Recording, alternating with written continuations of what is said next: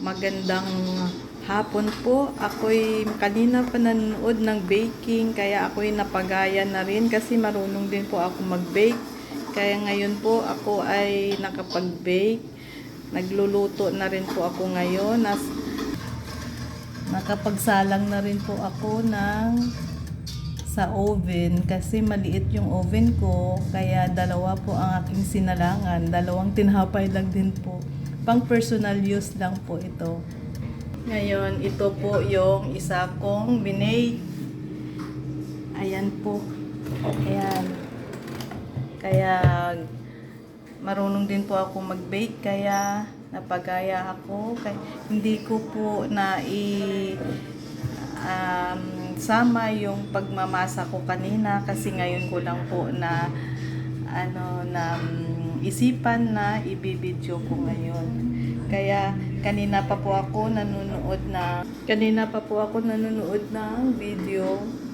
Kaya ngayon ko lang din po naisipan na ibibidyo ang aking ginagawa. Yung oven ko po ay nilagay ko lang po sa sahig kasi walang mapagsaksakan doon sa lamisa dahil hindi pwede isabay doon sa isang oven, sa isang lutuan ang aking dalawang tinapay, kaya dito na lang siya. Pero malinis naman po yan dahil namamasa ko po sa lamisa. Yung oven lang po ang pinatong ko dito kasi ayan ang tinapay ko. Kasi wala pong mapagpatungan dahil sa saksakan, limited po ang ating saksakan. Ito na naman po ang itsura ng aking yan, hindi pa po luto yan. Wait lang po natin maluto. Manonood po muna tayo ng baking sa TV. Japanese po, Japanese ang pinapanood ko na nagbe-bake. Kaya ako naman po ay ang ginawa ko ay gaya ng French baker na gawa.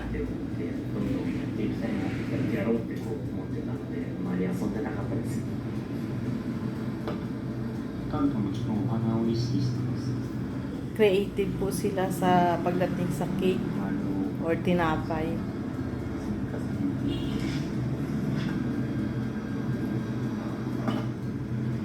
Yung akin naman po, ang ginagawa ko ay bagit. Bagit po, gusto ko sana matuloy-tuloy itong pag-bake ko, practice kasi nagawa ko na po ang pag-aaral ng baking. Kaso, hindi ko po gawa lagi. Kaya gusto ko balikan at practicein. Kaya ito ngayon ako nakigaya mag-bake. Nakapasa naman po sa NC2. Kaya binabalikan ang aking gawain na pinag-aralan. Wait lang po tayo for ilang minuto para makita natin yung aking binibake habang tayo'y nanonood dito sa vlog sa TV.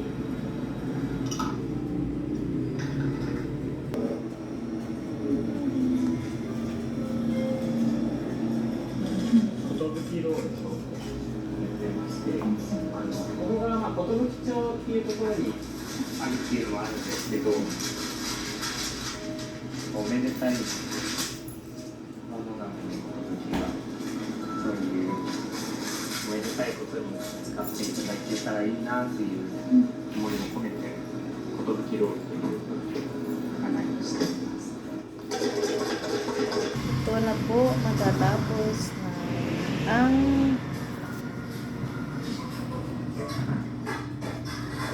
isang tinapay natin.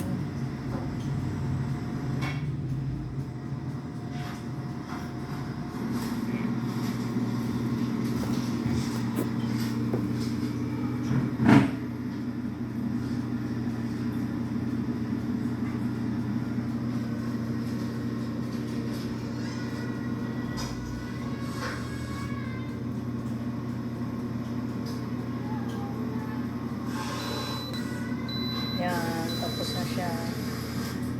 At tanggalin na natin. At itingnan natin ang ating tinapay.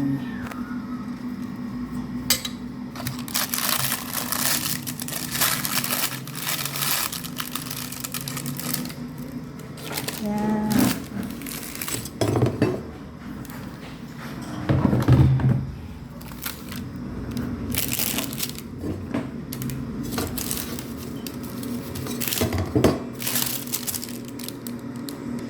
Ayan po ang tinapay natin na dyan natin niluto. Dito natin niluto. Titingnan na naman po natin yung tinapay na doon niluto sa oven na maliit. Kasi pang cookies lang po yun. Alanganin pa. Ano kaya itsura? Papakita ko pa sa inyo ang naluto sa oven na maliit na pang cookies lang talaga yun. Dapat nilulutuan ko ng kagaya nito. Charang, charang, charang, charang. Sunog. Sunog po yung sunog po yung yung nasa oven na maliit. Kaya ito lang po ang masarap kasi ito lang ang hindi sunog. Hanggang dito na lang po ang ating video. Bye!